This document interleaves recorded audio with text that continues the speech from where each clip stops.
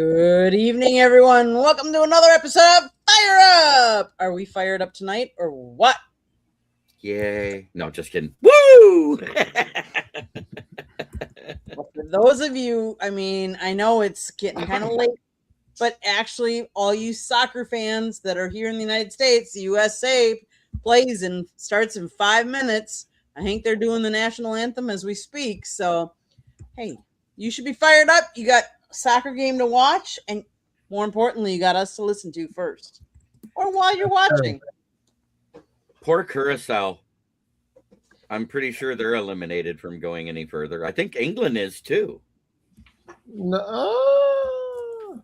There's a lot of draws. Because I think they had a loss. probably a lot of points. I think it's going to come down to something. I haven't checked it up now, but I think something's happening. Because there's a lot of players a lot of teams that went, like drew a lot. Like Brazil drew like 1-1. There are a lot of 1-1 teams and a lot of tie teams. A lot. And a lot of the teams like overscored and underscored again. So these points are kind of getting slimmed. Aren't they in the same group as Germany, though? I think Germany, because of that big blowout win they had to start, they're ahead of them. So the ones that are already eliminated are Haiti, Turkey, Tanzania, Jordan, Panama, Qatar, Czechia, and Curacao. So the ones that have already qualified are Mexico, United States, Germany, Argentina, France, Norway, Colombia, Switzerland, Canada, Bosnia, Brazil, Morocco, South Africa, Ivory Coast, Ecuador, Netherlands, Japan, and Sweden so far. But yeah, because there have been a lot of tiebreakers, it's been kind of unusual, they said. So it should be interesting. But it's going to be fun. Who's been watching? I've been watching at night. I took the advice of Trevor Noah, and he said that Telemundo does not break away during the hydration breaks, and it's very true.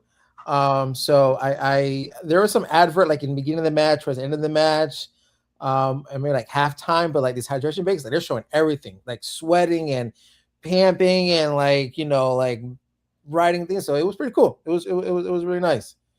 And Colombia, of course. So MDE 723. Hello. That's Michael Ditton Edwards, our newest writer for the South Florida Tribune. Yes. Samir, have you been watching the World Cup at all? I have a little bit. I was watching the game this past Saturday. It was the Netherlands and I can't remember who it was. The Netherlands were the black one, right? Yeah, in Sweden they won 5-1. So I was watching that. They had the watch party in Centennial Olympic Park in Atlanta. So I went down for that. It was pretty cool. How was the watch party? It was packed, but I mean, I think it was a pretty cool atmosphere though. So, and considering that wasn't even a local like USA or anything like that, those were that's like cool. Haiti. There's like Haiti drew a large crowd in Atlanta. Yeah. Nice. Jeremy, have you been watching any of the World Cup? Nope. No. He's thinking. He's thinking. He's not too sure. He's kind of thinking. No, I'm not. I'm absolutely sure I haven't watched one game. I gotcha. I've really been I watched the first USA match. The second one we were on the road, so we did not see that one. But I do have it on right now in the background. So, and this is the first I just have year the game cast going. This is the first year that they expanded to 48. If you caught the show that was on South Florida Tribune's network before this sports wrap, we talked about it, how it expanded the field and allowed more countries to get in, allows more revenue, allowed more games. It was amazing how it went up in number of games being played. but we'll see how it goes. But exciting times, especially if you're from any of the other countries. If you're a big soccer fan, it's cool. It's cool to see the excitement brought to the United States because it is different type of fan base. I will say, we also talked about that on the previous show. Is that the fans? If you go to a football game outside of the United States, it is a crazy different atmosphere than I will say of any sport in America. Absolutely. Oh yeah, the attendance at their games, the way they react. Yeah. Like I think Yeah, years well, ago I was in Done. oh wow. Okay. So as I was saying, I think years ago I was in Barcelona and I can't remember what tournament it was, but they had this big win in a tournament. And this was late at night and they were like the party they had on the streets were the kind of parties you see here when teams win championships. It was that big of a deal. Mm-hmm. Orlando, hello. Hello, Eddie. Hello, Eddie. In stereo. What were you gonna say, Fernando? Because I know you raised your hand. Oh, no, it was just kind of this more about like our conversation last week was about like how expensive these tickets are and atmospheres and the excitement and the entertainment. And I was kind of like thinking, not this is not the show for, but just to kind of add into the value that I was talking about last week was that all of a sudden all these negative comments about these countries and these things are just gone.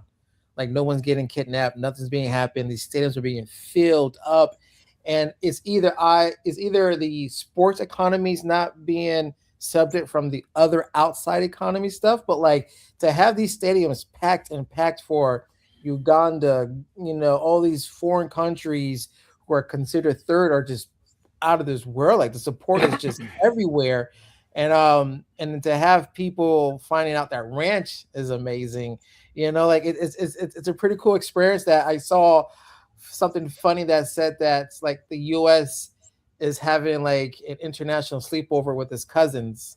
It's just like everything's just mixing well. But yeah, I just like to see these excitements, and it's I can't wait to go on Saturday. I'm going to the Panther Arena, and then on Sunday going to the Fan Fest in Miami. So just taking advantage of these free activities. Hi, Scarlett. That's what they asked. Mm-hmm. So I was trying to say it before they typed it again. Do you have any activations that you go to, Samir, in Atlanta? Activations? Yeah, like brands or giveaways or something. Coca-Cola is doing something. Wait, for what specifically? For the FIFA. Oh, for the FIFA? No, not really. Like, again, I know they're having watch parties near downtown, so they've got different activities, as you mentioned there. They've got, I know Coca-Cola. They're involved in a lot of what's going on there, along with some local restaurants, local vendors that are catering. So that's kind of, I would say those are the organizations or brands that are a part of it. Got you. I don't know if you guys are watching, and if anyone doesn't want to hear anything, probably you want to mute right now, but USA already scored. Oh, wow. It's 1-0 already. So that didn't take long at all. Hello, Orlando.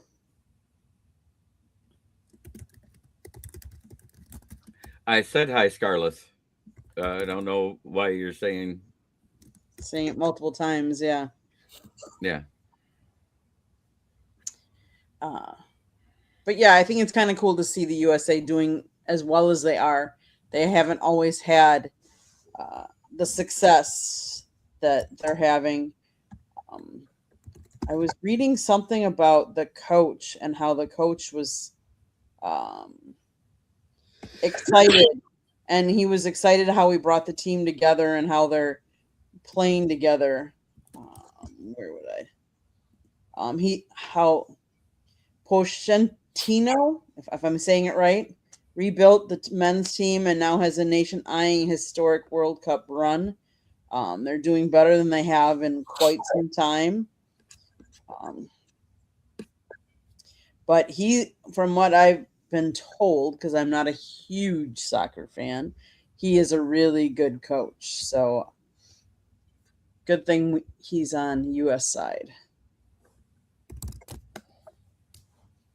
But yeah. So what do you guys want to talk about? Well, I thought you had subjects. I do. Which one would you like to go to first? That starts with the NFL. Those his first word starts with. Okay, let's do NFL. We decided last week that we're going to start a series, and tonight we're going to talk about the 5 greatest NFL running backs. And then each of us were to prepare 3 from your team. So let's go ahead and let's start with, who do we think? So I'm guessing we're going to probably agree on the top 3 at least of them. I'm guessing. I could be wrong, but I don't know. I mean, you might not agree with mine. So okay, well, hey, that's okay. You want to go first then? Yeah. So this is like our top, not like concessions, like you said, Samir, like you're confident. So like your pick 3 would be a surprise for people. Is what I'm listening. Yes. And you're cool with that. Yeah. All right, awesome. Let's do it. Yeah, let's run it. Yeah. I want to hear this. I'd love to learn more about you. Yeah, for sure. So greatest top 5 greatest running backs all time. Should I go from 5 to 1? You said top 5, right? So should I go from 5 to 1 or? That sounds good. Yep. Let's start with number 5. All right. So number 5, I've got Jim Brown. Number 4, I've got Walter Payton, 3 MVPs, 8 All-Pro seasons. So he, alongside that defense, was the face of that 85 Bears team. They're one of the best teams the NFL has seen to this day. Number 4, I've got Jim Brown. Wait, hold on. I think I said Walter Payton. Yeah, 4, I've got Walter Payton. My fault. Number 3, I've got Adrian Peterson. And here's why.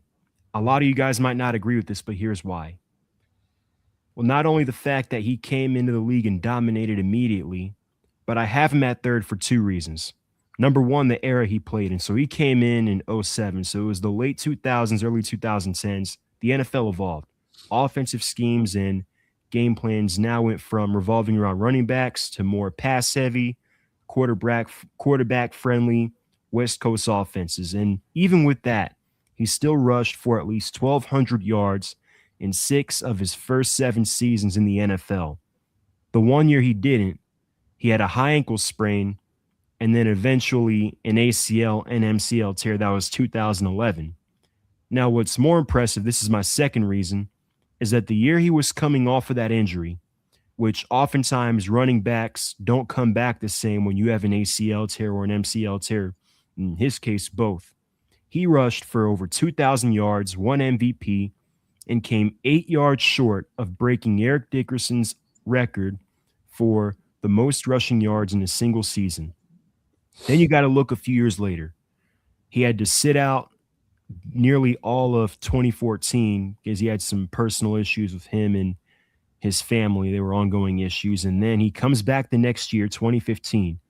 Keep in mind his age 30 season, that's when running backs start to tail off. He rushes for 1,500 yards. So that's why I have AP at number 3. Number 2, Emmitt Smith. 11 straight 1,000-yard seasons. That's an NFL record, and that's not getting broken anytime soon. There's zero chance the Cowboys have the success they did in the 90s without him. Like, they don't have that dynasty. Even with those Hall of Famers, Irvin, they went and got Deion Sanders, went and got Charles Haley, Troy Aikman, that great offensive line. That team ran through Emmitt Smith. People forget it was after the year after they won their first Super Bowl. He wanted a new contract, and he didn't have a new contract by the start of that season. He held out, and the Cowboys went 0-2 in those 2 games. Once they signed an extension, he went back, won another division title, and won another Super Bowl. And then number 1 is Barry Sanders. 15,000 total rushing yards, 6 first-team All-Pros, an MVP, 4-time rushing champion. Had he not retired early, his numbers would have looked even better. He retired in the middle of his prime, and he was probably the most talented running back the game has ever seen. So it's my top 5. I've got Boom. Jim Brown at 5, Walter Payton at 4, AP at 3, Emmett at 2, and Barry Sanders at 1. Okay. That's a realistic list. Fernando. I had the confidence that Samir was going to say something completely different. So the way I saw Jeremy's face, I think I will skip my turn for Jeremy because Jeremy has. No, go ahead. Go ahead. No. My 5 is not that kind of my top 5. But yeah, my 5 is quite different. So Okay. I Okay, like to be skipped. I like to be skipped. I Okay, that's see. That's what it is. You like to be skipped. Okay. Go ahead and put up my graphic. I'm going to start with my honorable mention of Terrell Davis. He's just outside my top 5. At 5, I have Emmitt Smith. At 4, I have Eric Dickerson.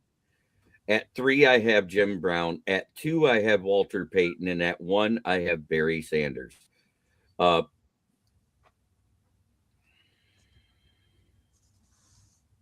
That's my top 5 with an honorable mention.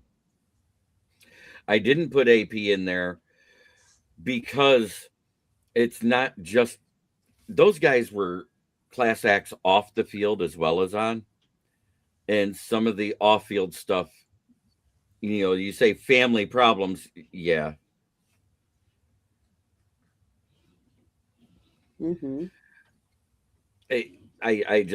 I know what the family problems were, and that's something I will not condone. And due to character, he will never be in my top 6 even. And see, Jeremy, the only thing that I think I switched up on you is I put LaDainian Tomlinson in there. That Who was did you my take honorable out? mention. Who did you take out? I had Tomlinson, Emmitt Smith, Peyton, Jim Brown, and Barry Sanders. Interesting.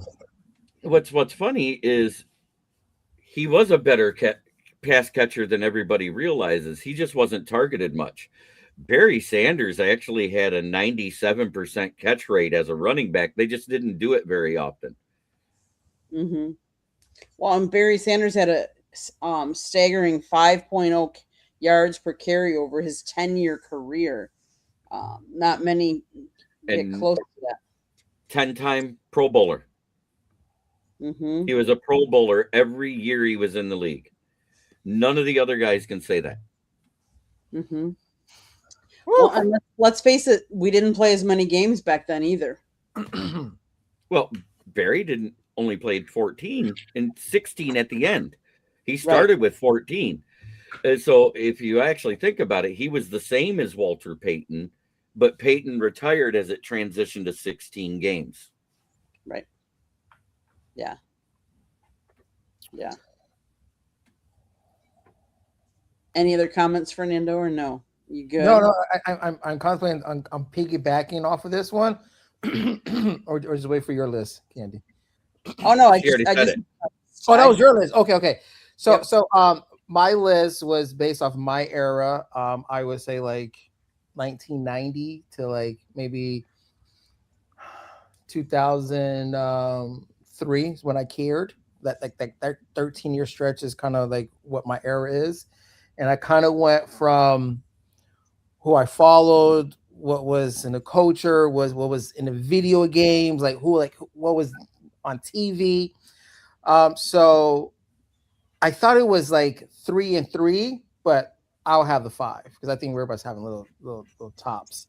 Well, so yeah, my I people think are 5 overall, and then I said 3 from your team. So that's why you got got you. So you said, well, I have to give up because there's not many running backs in the Dallas Cowboys era, so only have 2. So my Cowboys is Emmitt Smith and Marion Barber. And then my top 3 is LT, Terrell Davis, and Garrison Hurst. Those were like the running backs that was just pounding, that was all over with the Niners and rivalry and video games. Like those my receivers, LT, Terrell Davis, TD himself, back-to-back Super Bowls. Like it was just like a monster. That was just like prime ESPN, everything that generation, 1990 to 2003. So those my Emmitt Smith, Marion Barber, who was a beast, and those are my LT, AD, and LT, TD, and Garrett Hurst. I would say for my top 3 Falcons, I've got Gerald Riggs at 3, William Andrews at 2, and then Michael Turner at 1. And in regard to Michael Turner, when you think about that team he was on, and this kind of goes back to my argument about AP in that particular era, when you think about that Falcons team, you think of, Matt, Julio, Roddy, Tony Gonzalez, and quarterback and pass catchers. They were the focal point of NFL offenses. Mm-hmm. He was LT's backup for a number of years in San Diego, signs here in 2008, same year Matt Ryan gets drafted. Mike Smith, first-year head coach. He rushes for 1,700 yards and 17 touchdowns, including, which I think is an NFL record for a player making a debut with their team, 220 yards and 2 touchdowns in Atlanta week 1 against the Lions, who would go winless that year. And he finished 3rd in MVP voting. What year is this? 2008. And he, along with those other guys I mentioned, they were a big part of helping provide stability and consistent winning in Atlanta, which at that point the franchise had never had. Until that point, they had never had back-to-back winning seasons. He and the others, when he was here, they had 5 and went to a couple Pro Bowls. They went to an NFC championship. So yeah, Michael Turner's my number 1.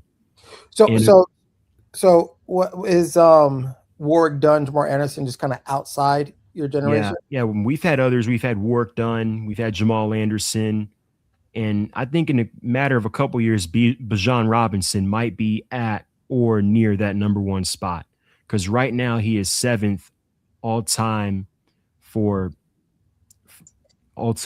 regarding the team for total rushing yards, and he's only in year 3. I just think Atlanta missed out on like 3 generations. Like you had it with like Anderson, Jamal Anderson, the Dirty Bird era, and then like a couple ways with Michael Vick, and then like just recently against the Patriots. Like if those like pretty good wins, even to throw in the Dion moment, because I don't think Brett Favre was there long enough to even make a big splash. But like if it was like that Dion, Warwick, those like really good moments that if they won a championship, I think it could have been like a new variation of like the Niners, but in the East Coast. Brett Favre never tried when he was with Atlanta. Yeah. You can ask him himself. He never tried. He was awful. He wouldn't put in the work. He wouldn't put in the practice effort. He got addicted to opiates while he was there. He was still a frat boy. Yeah. Like if you look at the team picture from the year he was there, he's not in the team picture because he missed it. That's it. But yeah, just hearing your list and just remembering these years, like Atlanta is like a big what if. Like if these 3 Super Bowls, like in 15 years, 20 years, like could have been a different direction. Well, at least in my lifetime, the 2 chances that missed opportunities, the ones that got away, 2016, we know that, but 2012, that team was better than the 2016 team. Receivers you guys had like in the last 10 years. Yeah. I wrote an article about it. Like we have had a run, there's not a lot that team does right. Roddy White, Julio Jones, Kyle Pitts, Drake London. and Roddy, You've had Julio, a Scout plethora. team was all the scouts thing is all the scout team's all. then Scout then team is before awesome. that, before that, you had Terrence Mathis, Sorry. you had Andre Rison, Billy Boy. White Shoes Johnson. Mm-hmm. Atlanta was But stacked. if you want to go to Quietly. my top 3 Detroit Lions running backs ever, Give it to Mhm. us. for the Lions, number 1 is Barry Sanders. Number 2 is Doak Walker. He was so good that the best running back in college award is named the Doak Walker Award. And number 3, Billy Sims. None of them come even close to any of those 3. Doak Walker was a part of a couple of our championships too. Mm-hmm. Okay. I would say if we're talking Packers, I'm Yeah, gonna you got it easy. I'm gonna put Aaron Jones, and he was a dual threat that made him, and he was one of the elite franchise best at 5 yards per carry average. So he was the dual threat. Number 2 would be Jim Taylor. He amassed 8,207 rushing yards and 81 rushing touchdowns. He was the NFL MVP in 62, and he helped the Packers win 4 league titles, including Super Bowl I. And then number 1, I would put Amon Green. I was rushed. wondering if you'd have Amon Green in there. And Yeah, I agree with I was that waiting list. for somebody in this century. Wait, Aaron Jones is this century. Aaron Jones played for Packers, and then he played for He's playing for the Vikings. Vikings right now. Vikings right now. I'm just saying, like you guys even had an awesome fullback. Paul Horning is honorable mention. He would be number 4. Like, you guys have some pretty fullbacks as well too. Like a couple of Don't Hurricane forget, players ran- Mike, Hurricane was it players Mike ran through Kuhn? there. Say again. Wasn't there a Mike Kuhn that was a good fullback for you guys? I think so. He played when Aaron Rodgers played, right? Yeah, I think I know what you're talking about. Back in the early years. Najee Davenport was a really good one as well too. For Dallas, Dorsett, Emmett, and Calvin Hill. I agree with that list. How about Who's your team, MDE, that you want to have your 3 running backs from for your top 3? Eddie? How about would you have DeMarco Murray in there? Not above Calvin Hill. And definitely not Zeke. I don't think his Zeke's prime was not long enough. No.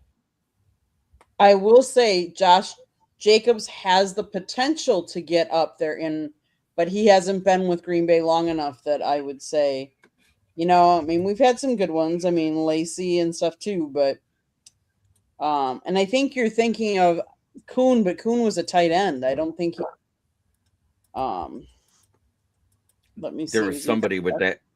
There was somebody with that weird German name. Yeah, like Cowboys had like Felix Jones and a couple other people, Julius Jones as well. Julius Jones was I do remember him. Julius Jones was really good. He had his twin brother. Yeah, it was good. But like, it's just Emmett just was there, and it was Cowboys had some bad seasons with running backs. Yeah, after Emmett, it kind of went downhill. Mm-hmm. It was two. Plus, two the big dudes. SOB went to the Eagles. Absolutely, Prater. And to Samir's I point, can't put Gibbs above Walker. I can't put Gibbs above Walker until he plays 3 more seasons. That's just me. Jeremy's expectations of these athletes are out of this world. Are like a reflection corner. Like, sir, you need more snaps unless you want to come on my list. No, more games, more seasons. I want to see it consecutive. If this guy had a minimum. Yeah, that's the same reason I had Bijan out of my top 3 as of right now. Right, He plays a couple more years, and Bijan and Gibbs, if you give them each 3 more years because they came out in the same draft and they continue at the pace they're at, they have the ability to be the best for each of our teams. So they're not even good enough to be like mentioned in the blurb. They're not. They got to wait to be mentioned that they're good. Well, no, it's not that they have to wait to be mentioned. It's that they have to pick up some more accolades that other guys have already picked up. Right. If that Billy makes sense. Sims. That's Billy unfair. Sims. Oh, wait, no. Billy Sims and Barry Sanders and Doak Walker, all three offensive rookie of the years for the league, not just the team. Gibbs was not an offensive rookie of the year. That's difficult to even like compare.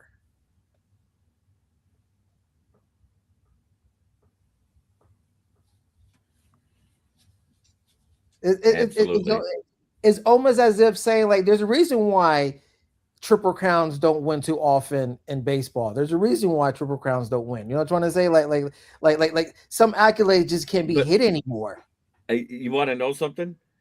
Barry Sanders and Billy Sims was just on the Brad Galley show on YouTube. Barry Sanders and Gibbs. You want to know what they said about each other? Gibbs says, I modeled my game after Barry from watching his films. And Barry says, he's the most electric back I've seen since me.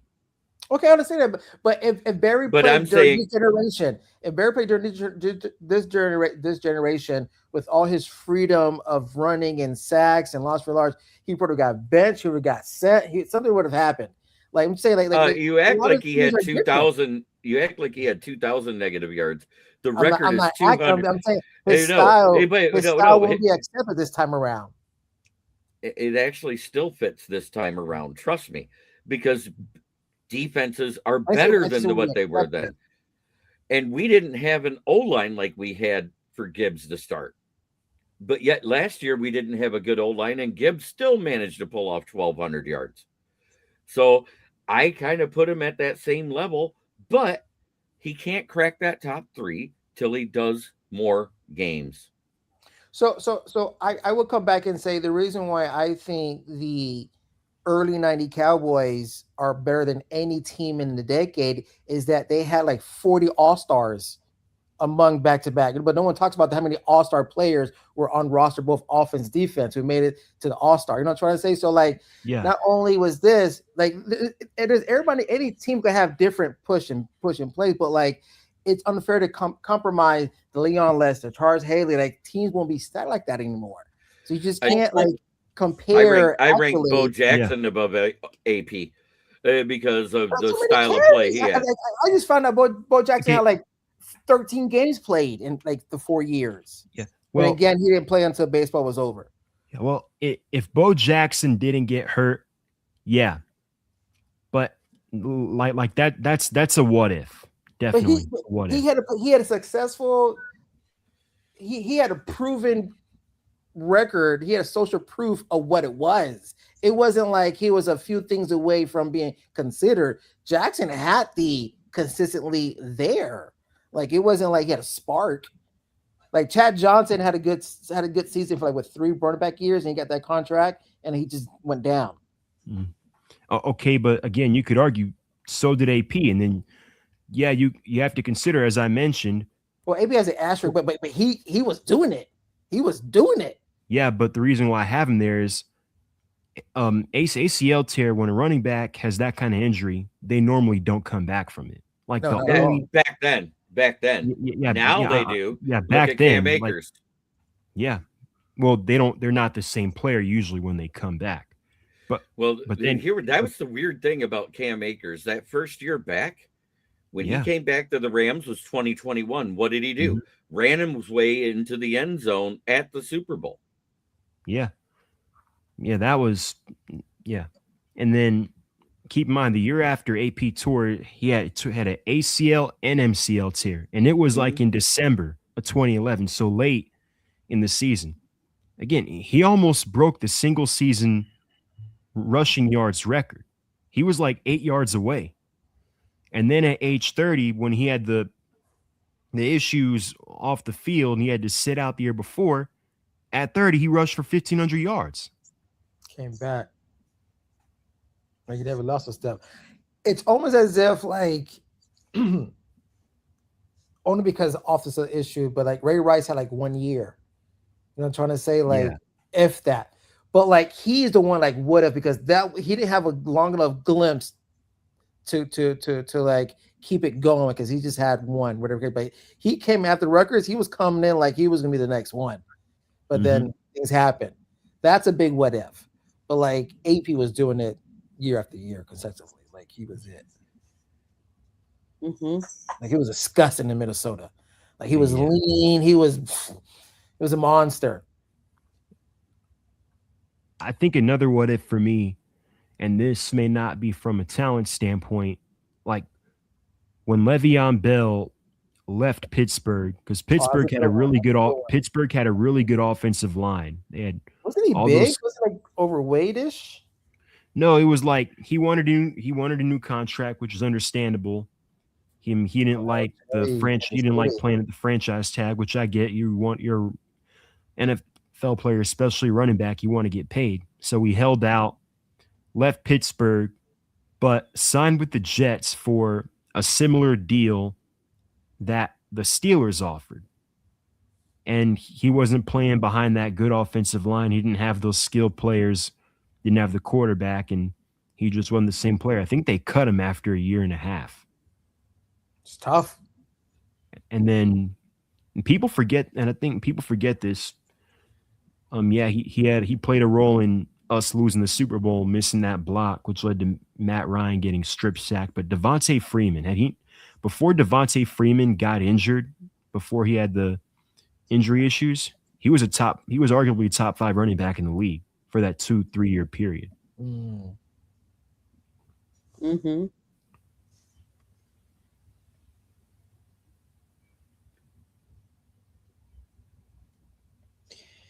Okay, guys. Todd Gurley's another what if.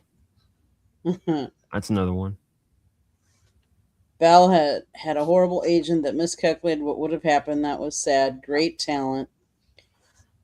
Well, I really like this conversation like this. I like this topic. So, yes, USA is now down 2-1 in the game. No. But they're still up. This is still the group stage, so they're going to cross over a lot lower because all these extra 2s are taking away the 4s that they scored, 7 that they scored.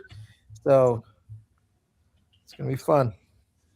So since we did running backs for this week, I think next week, let's change it up. Let's go on the defensive side. So we kind of change it up a little bit. You guys want to go, what position on the defense do you want to, or do you? I think linebackers would be interesting conversation across a lot of stuff, depending it's on 2-1 Turkey right now, but Turkey's already been eliminated, right? Turkey IE or whatever it is. If they are eliminated, they could be spoilers by how many goals they're scoring against this person, this team. Who are they going against? USA, right? Oh yes. Yeah. I'm so sorry. I'm out of it. I'm so on this. They're up 2-1 now after their latest score. So USA was up I think they had like six goals scored total. Now they're down by 2, so they've got 4 points. Yeah, every score that Turkey scored. They're down by 1. They're down by MD. You're not listening, Vargas. They're down 2-1, not 2-0. No. I understand. They're only down 1 score. When you get scored against, it brings you down in your column as well too. Right, but they also scored 1, so it only counts as 1 goal scored again. You know what I'm saying? They already scored 1 again. They had 6, so they have 7. That's what I was getting at. You forgot to add the 1 they scored. For sure. There you go.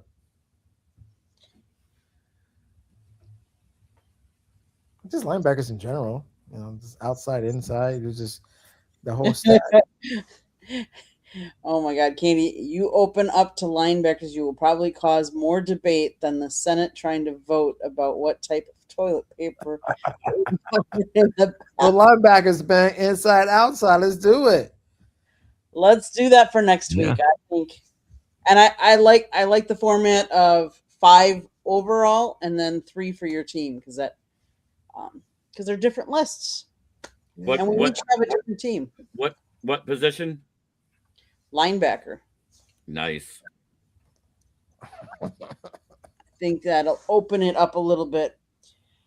Well, guys, I know one of the other topics that I wanted to talk about is I saw today, and I don't know if any of you guys else saw it, but obviously we don't know if we're going to have baseball next year because obviously they are bargaining now, they're talking. But one of the things I thought that was really interesting is that what they want to do is they want to eliminate, if you're a free agent, you can only sign a contract for 5 years if you go to a different team, and you can sign, if you stay with your same team, you can only sign a 6-year contract. That's fine. Thoughts on that? That's fine. Because there's a lot of players who jump around different teams, and you got these teams with these ghost men on second salaries that's just eating up millions and millions of dollars, and this Schwarzer is getting paid by 5 different teams. Like, come on, that's ridiculous. Mm-hmm. Like, you just can't sign 7 years, get that guaranteed, and like opt out at a year 2. Like, come on, like that's insane. And the team's got to stick to that. I mean, I'm all for a salary cap, but I don't like capping the amount of years a team can give. I do like them making deferring contracts not a thing. You shouldn't be able to defer contracts because it's how that's what the Dodgers are doing with Ohtani. They're doing with Kyle Tucker, I think, as well. They're doing with Yamamoto. So yeah, you shouldn't be able to defer contracts. So I'm for that. I'm for salary cap. I think the numbers with the floor and cap are, I think, just about right. But I think the years thing is ridiculous because I read somewhere that it would cost MLB players around $500 million in general. So the Players Association is definitely not going to go for that. Yeah, ban deferring money. Yeah, that's part of the new proposed CBA. The new proposed CBA includes a ban on deferring contracts. So there's that. So yeah, deferring money should be banned. I agree with that. Salary cap, yeah. Salary floor, yeah. The numbers are right.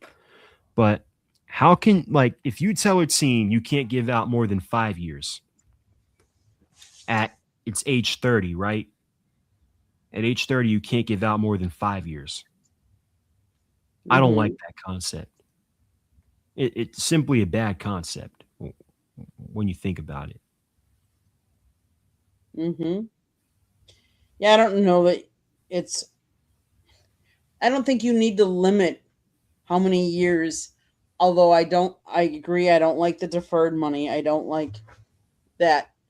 Should there be a cap? I mean, obviously most players aren't going to play 20 years, but how many there's no contracts that are that long though either. So the 10 years for Shohei Ohtani with the life-changing money that he gets all at once at the end. He's already making life-changing money while he's playing.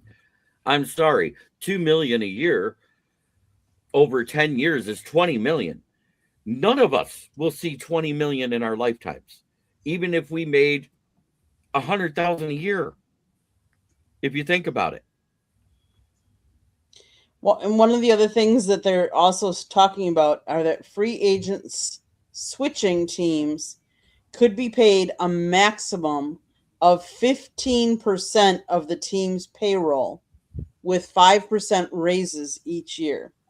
The limit to contract length only applies to free agent years. And that's 5 years, right? Mm-hmm. Yeah, it's 5 years if you switch, 6 years if you stay with the same team. MLB is also proposing raising the minimum salary to $1 million for players with at least 2 years of service time and eliminating deferred compensation.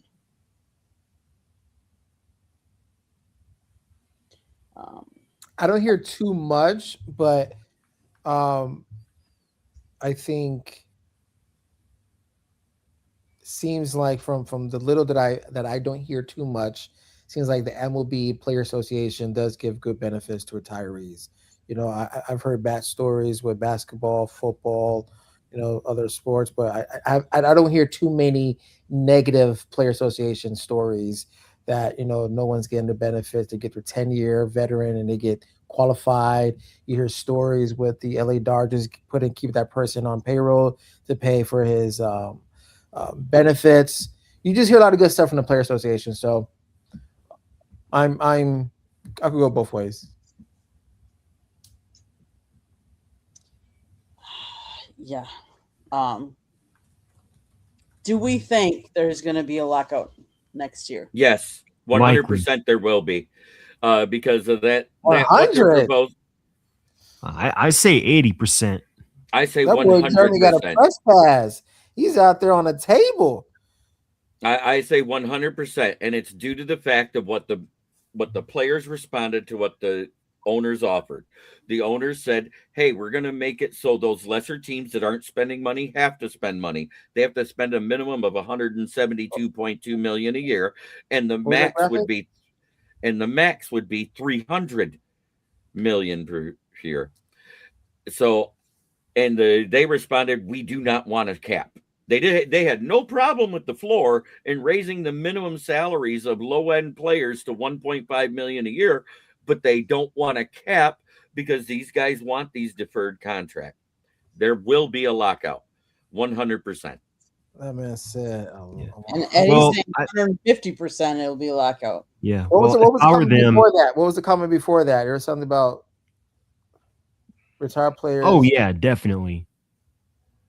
Because I think it also depends. If you're, I would say pitchers have it harder because it's basically, especially if you're a relief pitcher, it's kind of only a small percentage of them stick.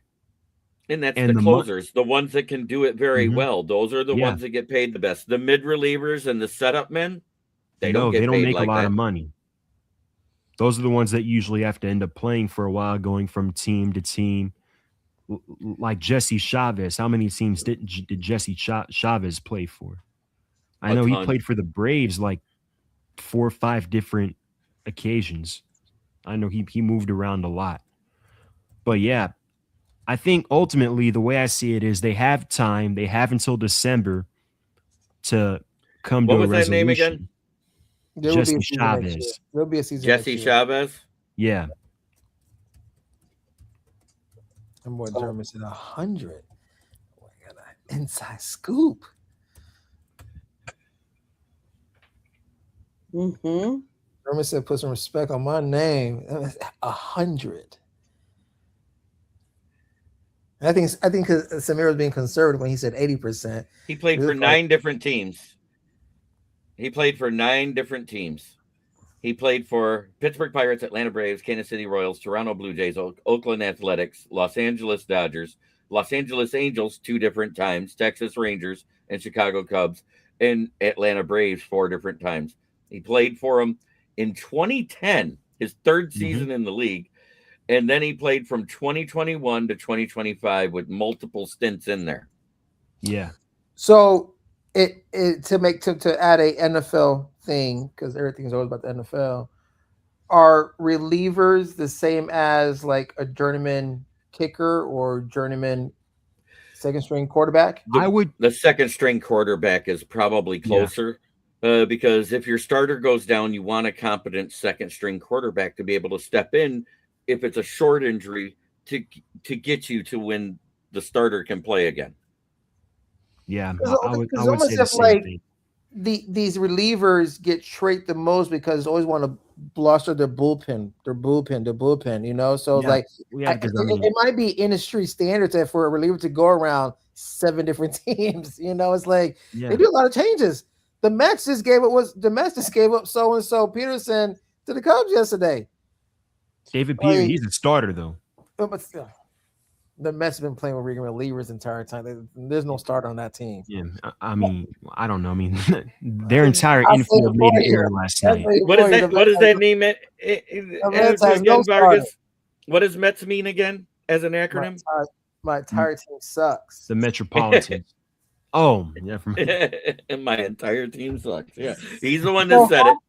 Entire how do- starting infield made in air last night, and we lost the series. To them. So I want to bring up something real quick. We lost the series to them. I'll get to the Braves later, but yeah.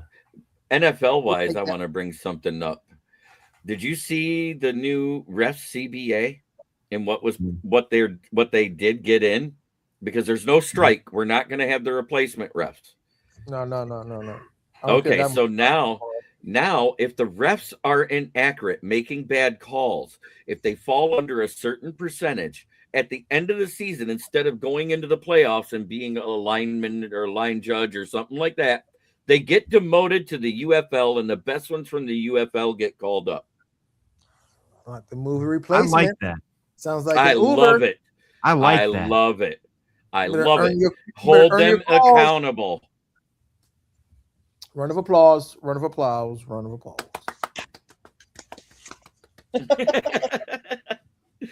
Do you guys remember that move? Round of applause What's Yep. that? What's in that? living color. Remember that? 2 Men on Film. Yes, sir. Hated it. But just to piggyback on the Revs and to end the World Cup conversation, I do like how the World Cup are allowing playoff fouls, like these little BS. Oh, the flopping. taking back stuff. Yes. These flopping that they do in the regular seasons. These refs like get up. We're not blowing the whistle on this. You know what I'm trying to say? So I do like how FIFA refs are allowing these hard playoff fouls and being tripped to an extent, but it looks pretty consistent on both sides. Right. I said, I'm good. It was a great show today. I think it's been a great show. Are we ready for My Town? We are.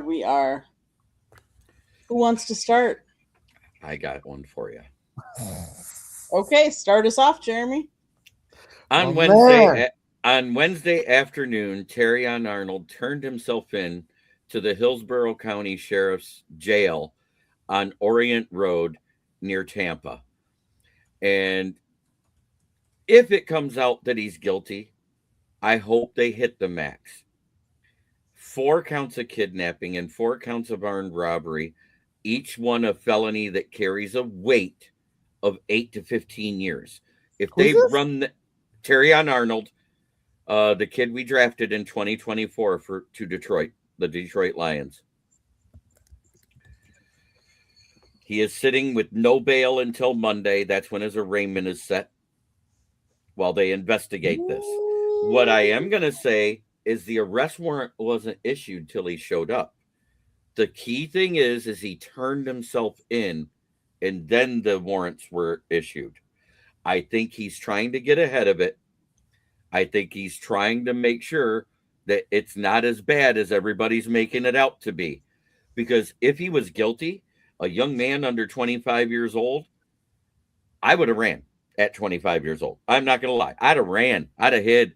With the money he's got, I'd have hid. I ain't going to lie. I'd have hid.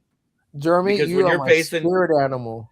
If you're facing 80 to 120 years in prison, if they're going to run that consecutively and not concurrent, you run at 25 years old. That's the rest of your life in prison, even with parole. Fire Up does not disown does not agree with the statement said here on the show. I'm just saying, I'd have ran. The South Florida Tribune acts independently from all comments said here on this show. The publisher, I'm not saying he wouldn't have been found, does not agree. Everybody acts on their own. I want to come back next Thursday. Let's go for this. Who is your local? Run, Forrest, run. Amen, brother. But I mean, they would have found him. They would have found him. I all you got to do is leave your phone behind, shut it off at the facility, and start running. Run, Flores, run. Call Jeremy 2020s. He knows the ins and out. Well, look, I will say this in regard to I mean, I was reading the facts last night. It doesn't look good, but I'm not going to downplay this. But look, if he did it, he deserves whatever he gets. If he's found not guilty, all these people that are saying bad things about him, need to stop. They started saying a thug is a thug. He had no issues in high school, no issues in college, and no issues up to this point. Yeah. I will say this. You never know what that NFL money will allow you to get away with.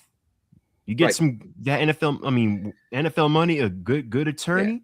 Yeah. I mean, look, remember look at Ray Lewis. Allegedly killed somebody. Well, look, we all thought James Pierce was going to go to prison back in February. That those charges are about to get dropped. So you never know what that NFL money lets you get away with. Right. And I want to see the report from Hillsborough County DA and the sheriff's office where he turned himself in before I believe anything I see in print from anybody else. That's just how I am. I want to see the report. That's where I'm at. And in this country, you are innocent until proven guilty, no matter what's put in print. Mm-hmm. Okay. Samir. We had the NBA draft Tuesday and Wednesday. We got our point guard of the future, Kingston Flemings, at 8. We got the steal of the draft, Henry Vassar, a stretch 5 big, 7 foot from Kentucky. He was projected to go late first, early second. The reports were that him and his agent were telling teams ahead of the Hawks not to draft him. They were going to force their way to Atlanta. A lot of guys do that sometimes in the second round. Them and their agent will try to force their way to a team or maybe go undrafted so a certain team can sign them. But he wanted to come to Atlanta. He didn't want a two-way deal. The Hawks doesn't seem like they're going to sign him to a two-way deal, so we trade up to 52 from 57 and get the steal of the draft. And we also had a second first round pick that we got from the Cavs. We got Zuby Ejiofor, another big man from St. John's University. So now, and then we traded for Aaron Wiggins with Oklahoma City over the weekend. So now free agency's coming up. I would like for us to get another center, add more to our bench. And yeah, so Tuesday came as a surprise, not as a surprise to some. The Falcons re-signed Kyle Pitts, 3 years, about $54 million. 36 million of it is guaranteed over the next 2 years. My issue with the contract is not him getting paid. It's not the amount of money. I'm all for NFL players getting paid. Get paid when you can. My issue is more so the time. People forget what the consensus was on Kyle Pitts before the second half of last year. When Drake London went down, his targets went up, his production went up, and we got to this point. Prior to that, they said he had Julio Jones disease, allergic to the end zone, because when you guys got in the red zone, he disappeared in your offense. He picked it up big last year. Yeah, that I'll give him credit for. But here's the thing. The consensus was that he had underwhelmed and that the Falcons are just going to let him walk. And then he put up a good game against the Jets, good game against Tampa, and had a strong finish to the season. My issue is that we don't have a long-term answer at quarterback. We locked up Drake London, which was the right move. But then we locked up Kyle Pitts. We're going to lock up Bijan Robinson. So you're locking up all these skilled players on your offense, which I don't have a problem with, again. But we don't have an answer at quarterback. We don't know who it's going to be in 2027 or even 2028. So, and we saw what we saw with Matt Ryan in 21 and then with Kirk, in 24 and then 20 and when he played last year, is that he does better when he has a veteran quarterback. So maybe if I don't know, is Tua going to win the job? I don't know. Is he going to do better with Tua? I don't know. Well, It's just a if you matter of what's. when It's it just a comes to matter. that, look at Tua's last 2 seasons that he's been healthy, Mm-hmm. because Tua is a better quarterback than Penix the last 2 seasons. He's been healthy for 2 years in a row. Everybody keeps talking about the concussions, but everybody forgets when he was recovering from concussion protocols and finished that season out.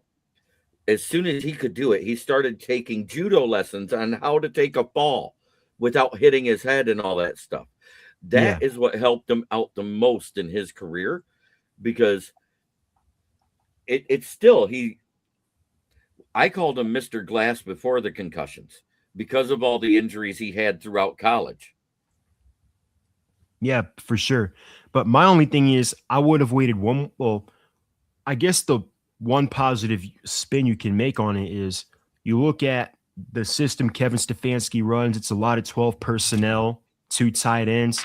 It's very tight end friendly. David Njoku had some good years there. Harold Fannin, 3rd-round rookie, had like 750 yards and 6 touchdowns, or 5-6 touchdowns in that system. So tight ends have a track record of producing in his system. So I guess time will tell if that trend follows for Kyle Pitts, but I personally would have waited. There was no rush for them to sign him.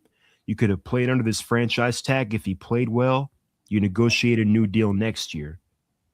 And yeah, so one more. So the Braves are still slumping. They had a series win against Milwaukee, but then they go and get swept by the San Diego Padres. They've now lost 10 of their last 13.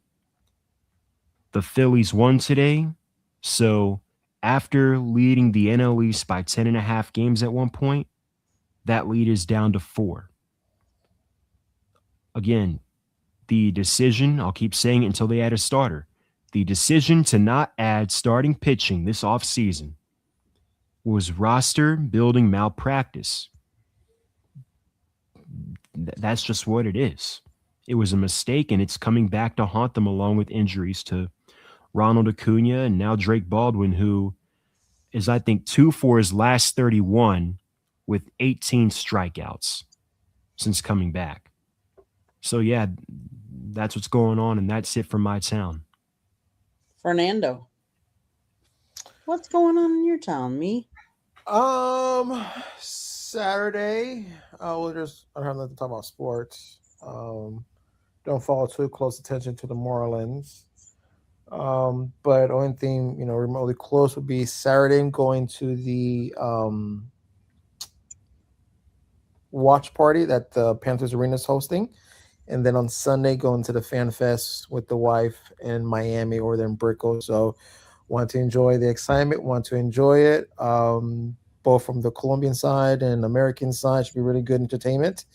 And then for like the local hero, there's a pitcher called Chris Brinton from the Plantation High School. He got drafted by the Orioles and bouncing around as a reliever. And he's my local news. So for all of you baseball fans, and next Tuesday, 500 cans of Miller Lite will be handed out for free for a toast to longtime Milwaukee Brewers broadcaster Bob Uecker. The event is a celebration of the new mural that they did in downtown Milwaukee. It's actually on one of the side of the buildings. So they're going to have a tailgate party for him. And it's Tuesday, June 30th. And it's going to be at 731 North Jackson Street. They're going to have speakers, food, games, and more. And yes, 500 cans of Miller Lite. The other part of, there's a lot of things I could be talking about in my town. For those of you that all know that I'm a Milwaukee fan, obviously they traded their star player in the NBA to Miami. So Giannis Antetokounmpo is no longer a Milwaukee Buck. He brought them a championship back in 2021. He was going to be a free agent after this next season anyways, and Milwaukee just doesn't have the money to pay, and he wants to win a championship. So I get it. But Milwaukee did a lot for him, and he did a lot for Milwaukee. So with that, he is moving on to Miami. But the one thing that Fernando, I thought you might catch this one, but you didn't. So I will say, former FAU forward Baba Miller becomes the second FAU Owl in program history to be drafted, heading to the LA Clippers with the 36th pick in the 2026 NBA draft. So congratulations to Baba Miller from FAU. Yeah. There's just certain sports I just don't tiptoe in. I understand. But that's a good point. That's a good point. FAU, right down the street. Exactly. Eddie, I want to go. I'm sorry. Yeah, but just to end it, just to piggyback with Candy, I'm happy that FAU, the UCFs, these programs are being USF. recognized. These programs are put out there. We had that guy with one hand at a UCF get picked up, the linebacker, I think it was. But yeah, I'm glad these programs are being featured. FIU, FAU, that's awesome. Mm-hmm. Yeah, I thought it was cool, so I had to. And Eddie, I don't know that Tyler Hero will even be, much less finish next season. I don't think he'll start. That's what I was just going to say. Will. I've heard trade rumors already that they're willing to trade him away. So I think it was more about getting Giannis out of Milwaukee from the Bucks than it was about getting Tyler Hero to him. Yeah. Did the brothers stay, Tyler or Hero, the brothers got traded too? Giannis got traded away for Tyler Hero, two other guys, and a boatload of picks, including one was a first-round pick swap between the two teams. I'm saying, but what about Giannis's brother? Is he the one with the brothers that's on the team too? No, he got cut. Well, yeah, the team told him that they were going to be waived. So, yeah. But Khalil Ware and Jaime Jaquez are young. They have a lot of potential. They're going to be there. They can be a part of that, whatever new core they decide to build. But yeah, I did see the Pistons as a potential team that they could reroute Tyler Hero to, because the Pistons do need another scorer alongside Cade Cunningham. I don't think we're getting Tyler Hero. I think the asking price that they want because of what they gave up is a little too high. Even though we did just get 3 future second-round picks for Isaiah Stewart from the Memphis Grizzlies. I think we're more in the market for either Trey Murphy or MPJ, Michael Porter Jr. I think that's who we're in the market for. And I think those two make more sense because they actually play a little defense, unlike Hero. Going to be interesting, obviously. With that being said, anything else, any other topics you guys want to bring up? Otherwise, we're going to bring it home. Samir, how can people find you? So you can find me on Fire Up every Thursday night. You can find a lot of my content on a 3-point conversion in the South Florida Tribune. You can also find a lot of my content on Instagram at samir.sideline.net and on X at ATL_Samir2401. Thank you guys for tuning in. I will see you guys next week. Fernando, how can people find you? I'm a corporate man. I like my job here at South Florida Tribune. So you can find me at all platforms, South Florida Tribune. I just wanted to say I follow the legal rules here at South Florida Tribune. I don't condone any mischiefs. Mr. Jeremy, how can people find you? Well, you can find me right here on this channel twice a week. Tuesday nights on Inside the Pigskin, and then right here Thursday nights where the country club comes alive because we're fired up. As we are. And then you can find my writings about as much Detroit sports as I can do on the South Florida Tribune under the contributor writings under the Motor City Tribune heading.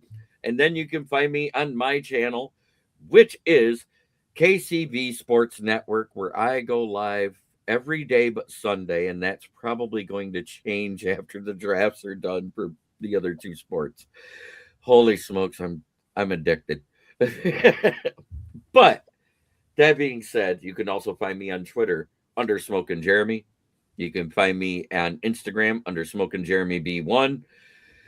And you can also find me right here whenever they need me. Try every day to be a better person than you were the day before. That's the only way to make the world a better place. It starts right here. Much love to everybody, but I must bid you adieu. It's late. I understand. Here's my spiel. South Florida Tribune Publishing Company published a book, Lessons from the Microphone, Tuning into the Enduring Wisdom of Visionary Leaders. It is written by my husband, Scott, the Motor City Madmouth Morganroth. Talks about his 40-plus years in the media business and how it has evolved. Old school media versus new school media. Go get your copy today. It's available on Amazon, Barnes & Noble, Kindle, Google, and Apple Books. The audiobook is also out there. There's a link on our website, www.southfloridatribune.com, where we have a plethora of content, so go check it out.